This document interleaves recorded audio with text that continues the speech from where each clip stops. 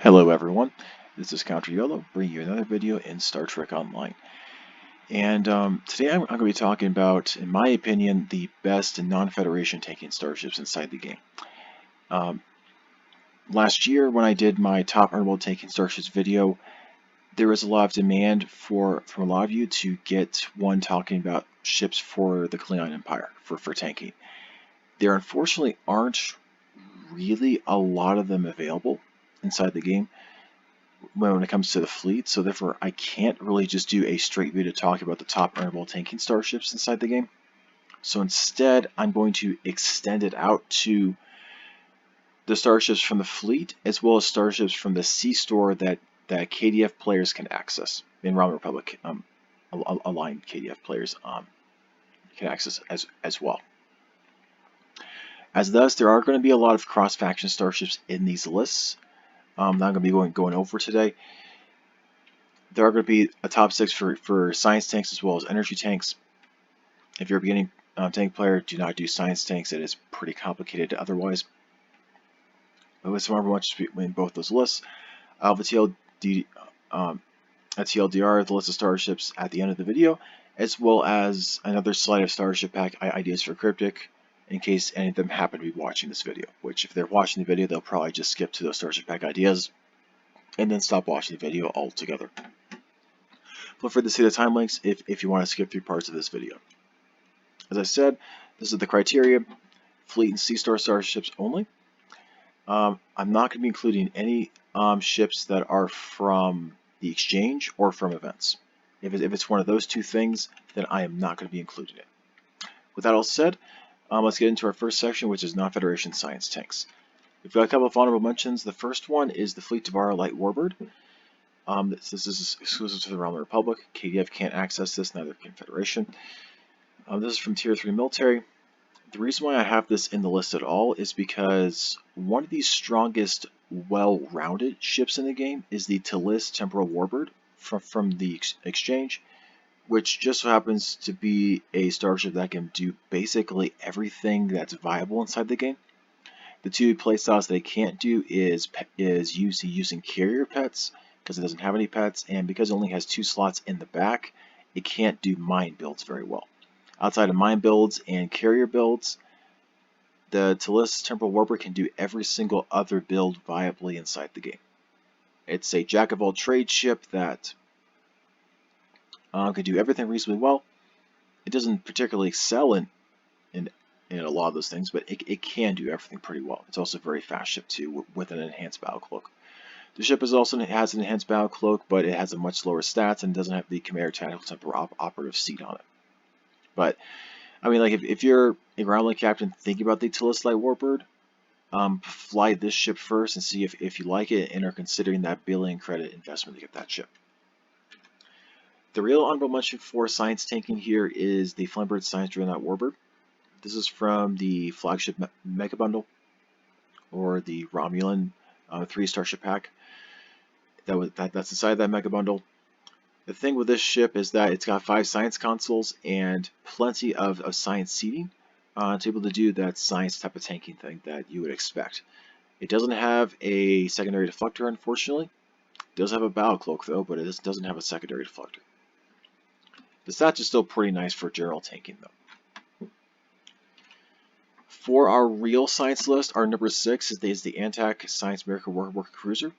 This is basically the Fleet Narendra, but the sea store version, and it's a Miracle Worker ship instead of a temporal ship.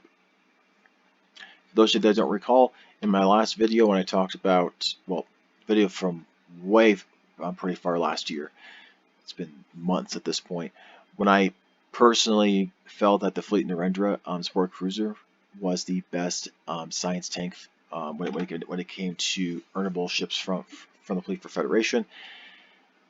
A lot of you criticized me saying, well, it doesn't have a secondary deflector, so you shouldn't have put it at number 1. So I'm not. Instead, it's at number 6 in this video. It's got 6 science abilities, but you know, it's totally up to you. Along with that, we have the Gemini Vanguard Carrier. It's got pretty strong stats as well. However, since it's a science carrier, as I explained in my Starship Classes video, All of the carriers in the game are all pretty standard. They get two dual cannons and two hangar bays. And science carriers as well do not get the secondary deflector. They're just like regular carriers, which is a bit unfortunate. You lose a lot of DPS that way, but it's still a decent starship nonetheless. When it comes to real science ships, the Klingon and Romulan fleet versions, which was number 2 in the other list, are still pretty decent overall. Tier 3 military, which isn't incredibly hard to get, and bridge office seating is totally fine for going a full exotic and torpedo based build inside the game. It's not going to be the most spectacular ship in the world, but it's still totally fine, and its hull and shield ratios are very, very respectable. The Federation hull is much higher than these ones, but they are still nice. Now, the ones I feel are slightly better just because they have more offensive power is the multi-mission science vessels from the C-Store, especially the faction ones.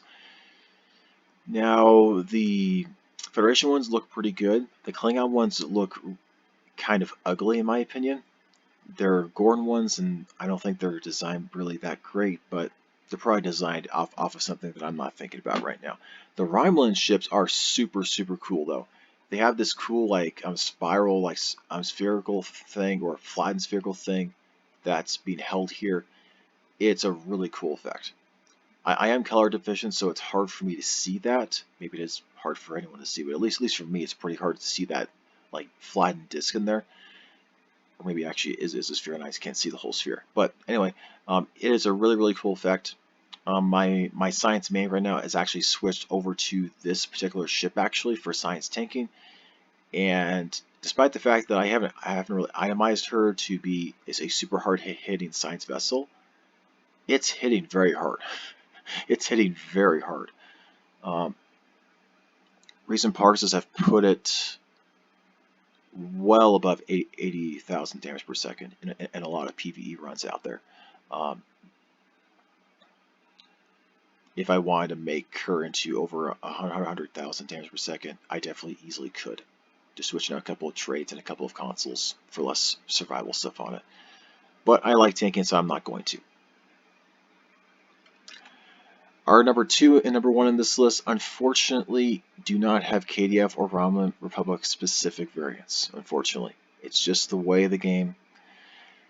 A lot of the better science ships are either cross-faction entirely, or they're exclusive to the Federation. It's just the way that science works, unfortunately. In this video, because we aren't doing exchange, it's going to be 2 cross-faction ships for these top 2 slots. The Cardassian Intel Science Dreadnought is the best one overall when we talk about just raw stats when it comes to cross-faction and just buying once and it's unlocked for your entire account. It's a very sturdy science vessel. It's the only C-Store Science Dreadnought inside the game. The other 3 Science Dreadnoughts available in the game are exchange only, which means it's an unlock for just 1 character. I feel that it's one of the weaker ones of all the Science Dreadnoughts, but it's still a nice ship overall. And it also at least has a cloak, so you can at least kind of pretend that you're a Klingon in this type of ship as well.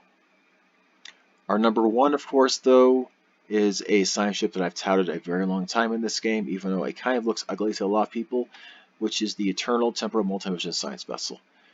Its stats are a little bit higher than what you normally expect for a science vessel. Especially the whole ratio going above 1.0 is really nice, especially for something that's not like a Vanguard or a Spearhead or a Science Destroyer or a Science Dreadnought, something like that. The reason why this ship is really strong, besides the fact that it has a hangar bay, molecular reconstruction, all those types of things, is a 31st century turbo technology set. The causal anchor is really, really nice. Not to mention that you also get, as part of this exclusive set, from the Dreadnought Cruiser, you have a taunt console that also heals you during the taunt, and then it boosts your damage after the taunt is over too. So it is a really, really nice console there. Combined with this means you get extra max HP, which is a really, really strong. Well, it's not strong, but it's a nice 2-set combo. The 2-set combo for the Dreadnought Cruiser is a bit better, and we'll get to that one in the next list. Yeah, this is a really strong ship, a really nice 3 Starship pack inside the game too. Now for our non-Federation energy tanks, we have a lot of honorable mentions in here because there's a lot more to talk about, frankly. Now I don't know why, like a few of you in the past 2 weeks have been asking me about tanking on escorts. First off, I would recommend just not doing so. Just going in a cruiser is going to be an easier option for you. If you really want to tank on an escort though, and don't have the Racing Corvette, the Tier 5 view, or if you don't plan on earning the Tier 6 one this summer, my recommendation for an account unlock one is to go for the Cardassian Intel Escort. It is a pretty nice setup overall for the ship. The hull and shield ratio is actually really high for the escort subclass itself. Like, these stats are on par with like the Gemini strike ship and Gemini recon ship, which are some of the best plane escorts inside the game. Weapon layout is also really nice too for PvE.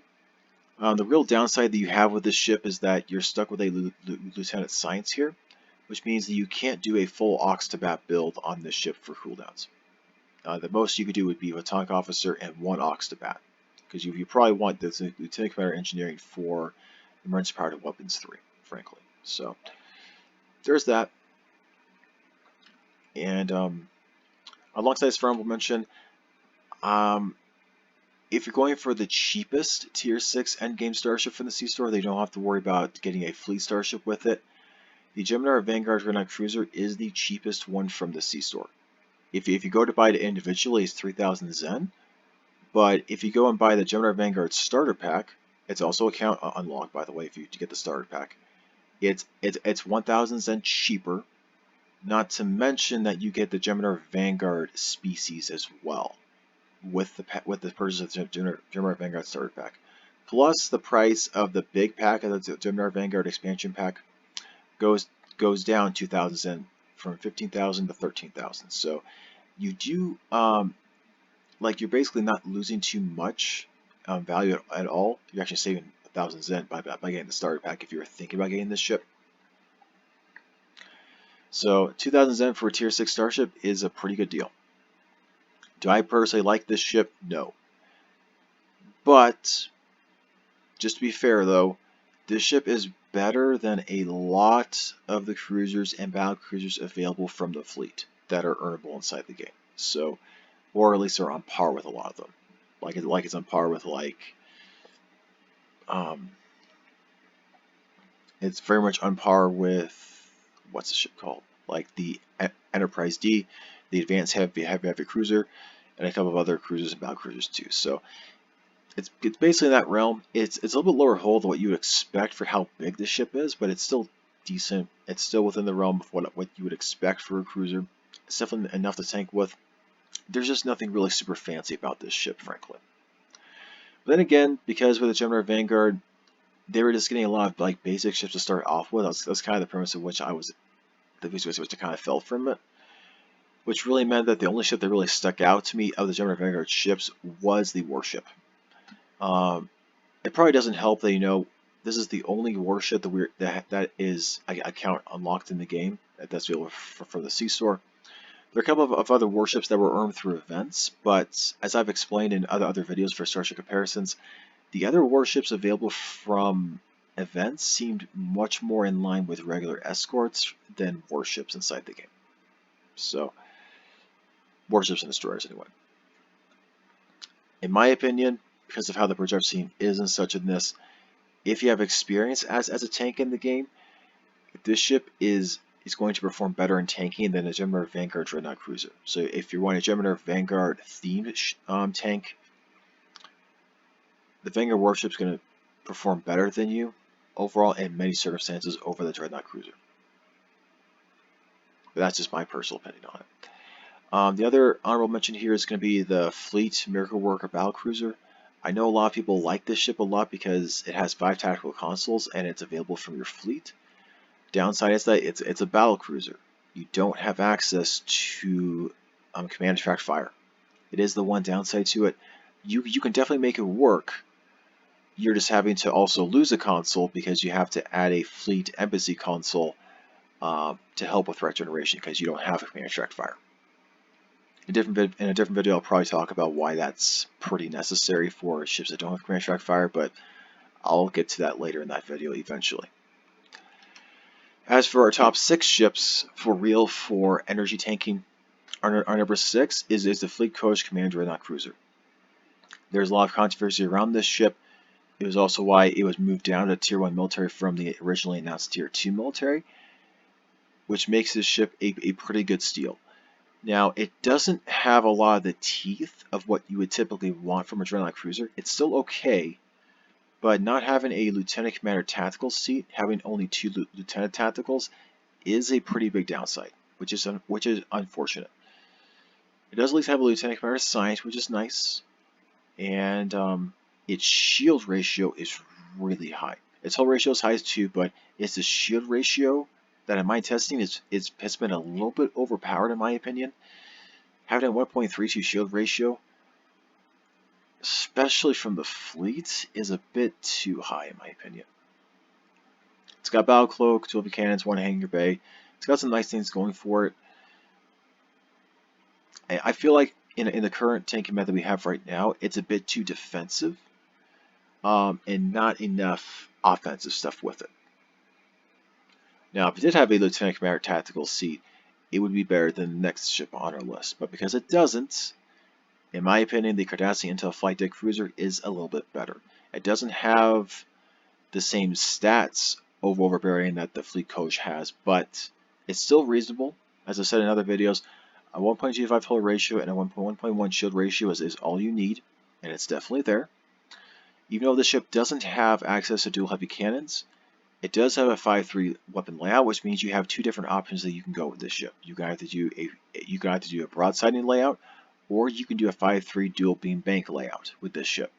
With those 2 layouts, you can easily do some serious DPS on the ship with dual beam banks, if that's your cup of tea.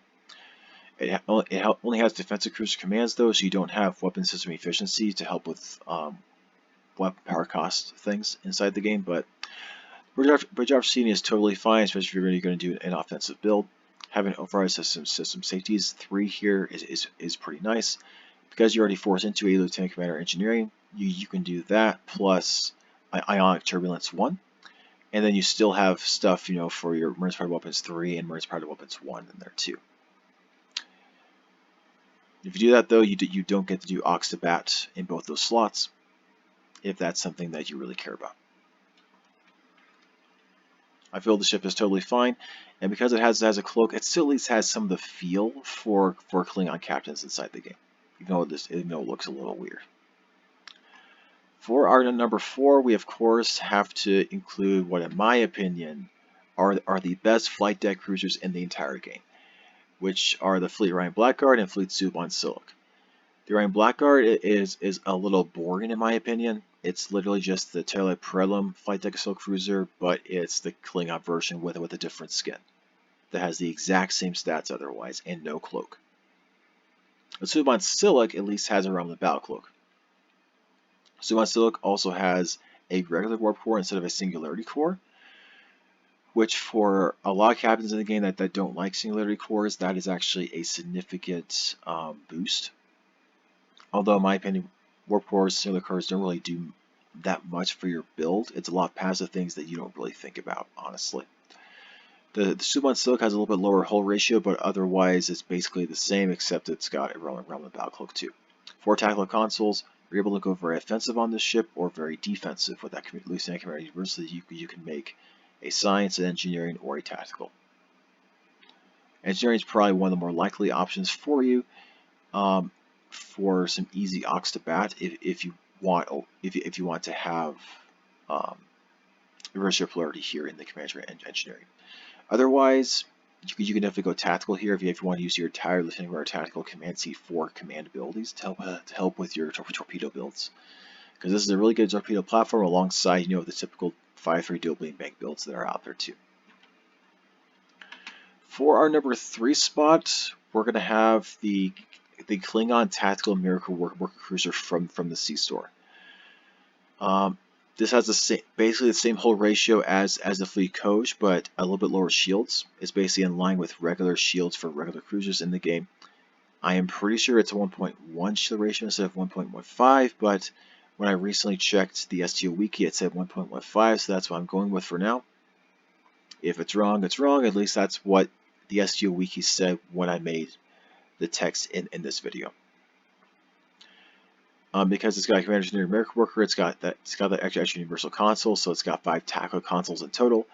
This was part of the first introduction to the Miracle Worker specialization, and having ships with that extra universal console. It is pretty nice. Being able to have narrow sensor rounds 3 is also pretty nice too.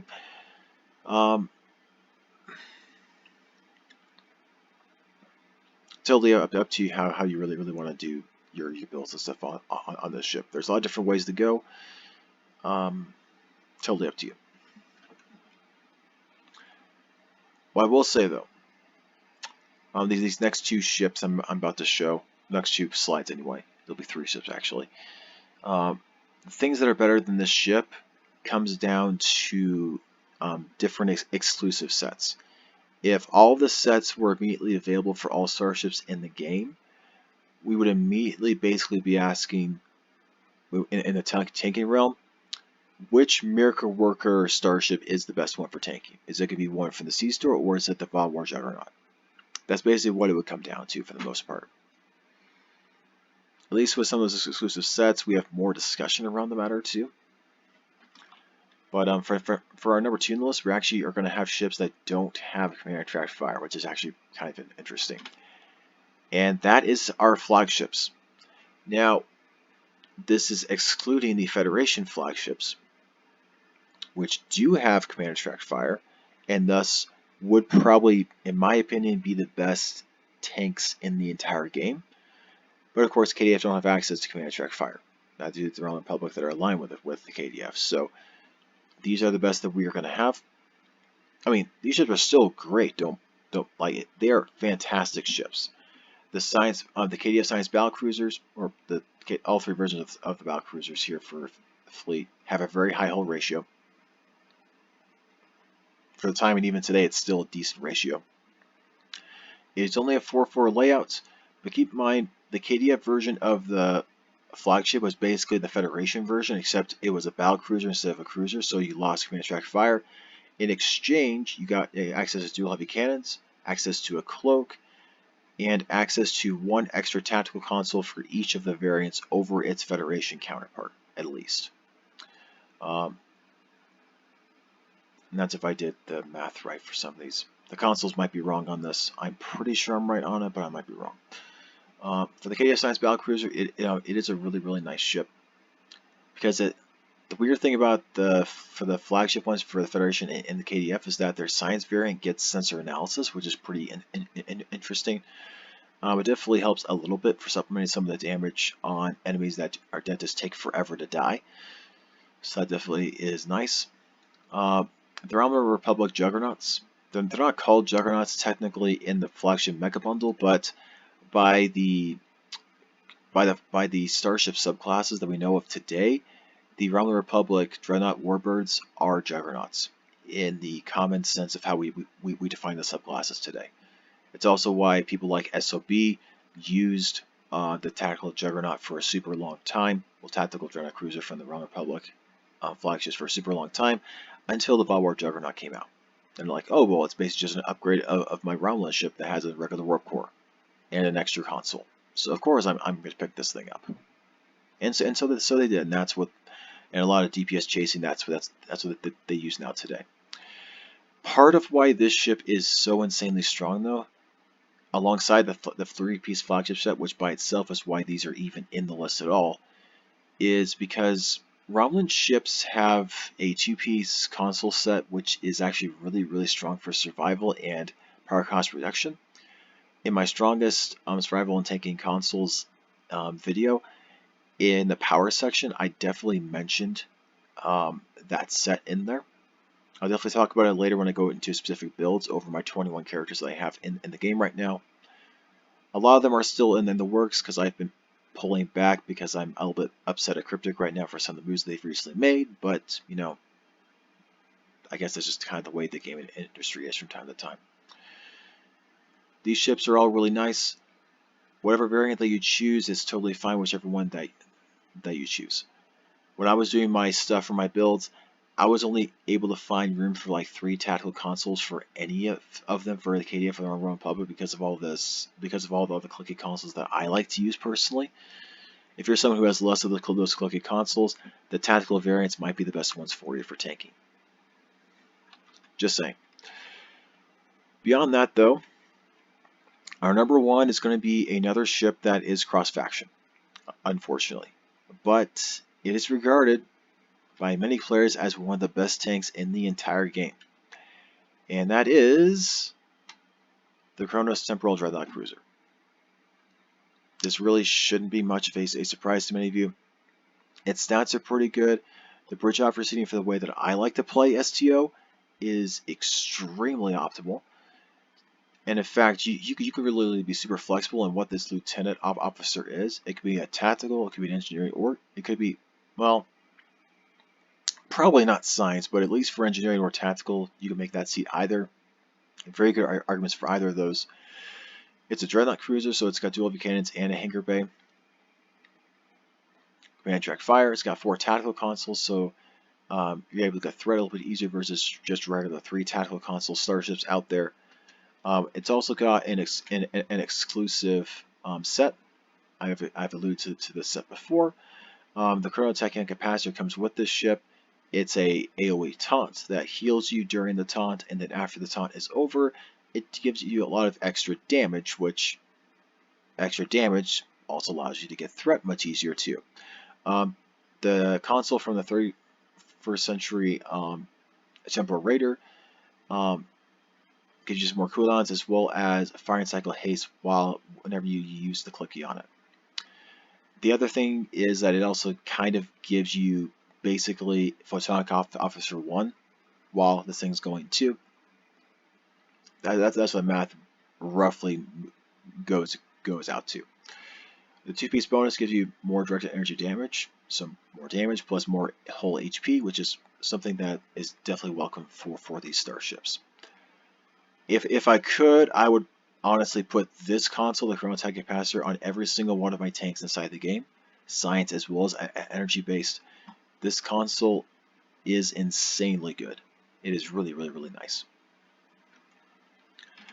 For our TLDR Starship list, this ship list does not have the honorable mentions, but you can see all of the rest of them in terms of the various categories. For the coloring here, red means that it's from a mega bundle, blue and yellow means that it's from the fleet, and white means that it's from a smaller bundle inside of the game. As you can see here at the very bottom, both of the number 1 ships, in my opinion, from C-Star/Fleet happen to be from the 31st Century Temporal Ship Bundle. I've said it in many other videos before, and I'll keep on saying it. If you're only going to buy one Starship pack in the game, get the 31st Century Temporal Ship Bundle. You get a really nice science vessel, you get a really nice cruiser that you can also use as a platform for a lot of energy DPS because it's got access to dual heavy cannons and 4 tactical consoles. And then you have the Temporal Raider, which is a cross-faction raider with a bow cloak that has all 4 of its bridge offer seats universal, which combine the 2 of its seats, including the commander seat, has temporal operative as its specialization. You're actually able to use it as a PvP science raider. Actually, you don't have the secondary reflector, but you can still use it pretty well because it's got bow cloaks too. Okay, so for this last little bit of the video, because I like to do this from time to time, I like to say a couple of packs that I wish the Cryptic would do. So I'm going to be listing 3 packs just really quickly of packs that I wish Cryptic would do inside the game. So first off, I wish the Cryptic would release another 3 or 4 Starship pack inside the game. Just a basic science pack with 3 very different science ships. The Tier 6 Nova, that would be a scout ship. They wouldn't have to really do much to this ship to make it a scout ship. All they would have to do is add some sort of specialization in one of the bridge officer seats and add raider flanking to it. And add the stats purpose to make it a Tier 6. That's it. That's all they would really have to do to the ship, and it would be a scout ship. The Tier 6 Scarfy, if it's the only 4-3 science carrier inside the game, it definitely deserves to get a Tier 6 variant. In my opinion, a little bit better than the Vokuv, but it really deserves to have a Tier 6. It's a super unique design. It really should. As for the Rama Republic, just the Hanum Guardian Warbird as a Tier 6 variant, and adding the extra stipulation to have secondary reflector with an enhanced battle cloak. One of the things that I found weird when I was going through my Starship Classes Explained video was that there wasn't a single Romulan starship in the game with both a secondary deflector and an enhanced battle cloak. Because one of the coolest things that Romulans gets, that besides one ship for the KDF that no one else really gets, is to have that enhanced battle cloak. So the fact that they don't get a single one for science specifically is kind of unfortunate for them. It's also why the Talista Warbird is actually extremely powerful, is because it's the closest thing to a science ship that has an enhanced battle cloak. Now, either as part of this set or like in a lockbox or something, I think it would be cool if Cryptic added a Borg science vessel to the game. When we think about the Borg and what they actually do, honestly, everything they do screams science. So having like the first real Borg ship in the game as a science vessel totally makes sense to me, because Cryptic has had problems thinking about how to actually implement a real Borg ship that we normally think about, like Borg Sphere, Borg Cube, Borg Diamond, something like that. If you think about the Cooperative, for instance, their Type 3 command science vessel actually is sort of reminiscent of a typical starship inside the game. So making that like a science vessel and making it like in like a lockbox or a low-buy store, something like that, or just plugging it along with this and making it a 4 starship set from the C-Store would also be pretty cool too. But realistically, they're probably never going to do that in the C-Store. I think that would obviously be in the exchange, because that's where they make their money. That and the Phoenix Lockbox store. Now for another one, for a potential other pack, for a regular carrier pack for science ships, the Cation Aatrox and the Vokuv Carrier are both 3-3 science carriers that don't have a Tier 6 variant right now. I think it would be really cool if they actually did. Additionally, even though it's not technically a carrier, it'd be really cool if the Dominion got a real science vessel. The only science vessel that they kind of have right now is the Gemini Vanguard science carrier, and their science carrier doesn't have a secondary deflector. So to keep costs down, I would say just use the model from the Gemini Vanguard carrier, like whenever the ship detaches, and just use that detached portion as the Vanguard science vessel. It would be extremely simple, pretty easy to do. I mean, in both these other ships, you also could, same with all these ships here, you could just use just a slightly different coat of paint for it essentially, and give the Tier 6 version with some extra stats and things. It really wouldn't be that difficult. The Borg vessel would be pretty difficult, but the rest of these really wouldn't. The assets are already inside the game right now. Now for this empty space here, we have something else that's actually interesting that I hope Cryptic eventually adds to the game, and that would be a Juggernaut pack. Now, the moment that they added the Romulan flagship starships, as well as then later on, fairly recent in the past year, the Valborg Juggernaut, I was immediately thinking, well, they were probably eventually going to get faction-specific Juggernauts, right? But then what would that look like? Well, my initial thought personally, maybe you all had different ideas, but my personal thought was the ultimate, battleship off of the ultimate battleships off of Star Trek Starfleet Command, and Starfleet Command 1, which is my favorite version of them, even though I understand that 2 is a little bit better. I only played a little bit of 2, and it was just too easy for me, frankly. I liked 1 a lot more. It was a lot more challenging. Maybe it's because I was starting to learn the game, the mechanics from 1, and so 2 was easier because of that. I don't know. These are basically the ultimate ships for all three of the factions. Well, there's actually 6 factions in Starfleet Command 1, but for the Federation, KDF and Roman Empire, the 3 ships were the Federation have Heavy Dreadnought, which looks like this. The Klingon Super Battleship, which looks like this one, and the Romulan King Condor Battleship. Yeah, that was the name inside the game, and it looked like this. Now, when it comes to these ships, I think it could be very simple in that the Federation one would have just this stuff here.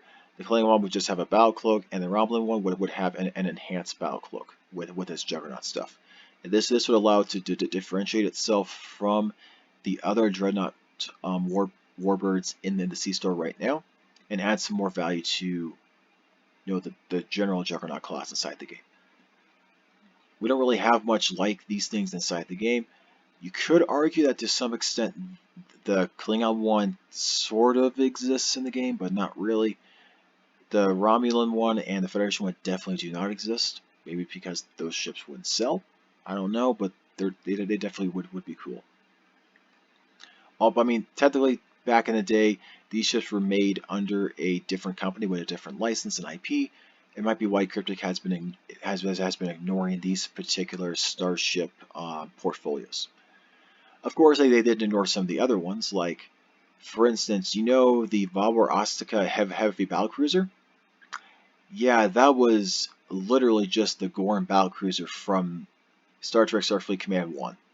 Just with a slightly different skin and different stats, because it's a different game. But it was basically the exact same ship. Yay! But anyway, hopefully y'all enjoyed this video. Feel free to like and subscribe if you do. I did promise that within the first couple days of this week that I would talk about the weekend store. I wasn't very happy with the announcement, but when I was starting to gather my thoughts for what was going to be that video, what I realized was this is probably more appropriate to talk about during my video later on this week when I talk about gambling in Star Trek Online, which is what's going to be that part 2 of that video later on this week. So the weekend store stuff will be talked about in that video. I'm also going to have some other fun stats in there too because of a very particular comment that I pinned at the very top of that last video. Feel free to watch that video if so choose. If not, totally fine. That gambling video this week is going to be strong enough to watch by itself. You're not going to need to watch part 1. You definitely could to get some background for the information, but you definitely don't have to. But yeah, I'm definitely going to be doing that. I will also have a lot of videos planned at the beginning of next week as well. There's some stuff for my fleet that I need to put out. So yeah, there's going to be a lot of spam on this channel for the next little while. If you enjoy it, great. If not, well, we'll eventually get to some more of your questions later. But anyway, thank you all for watching, and we'll hopefully see you later on this week.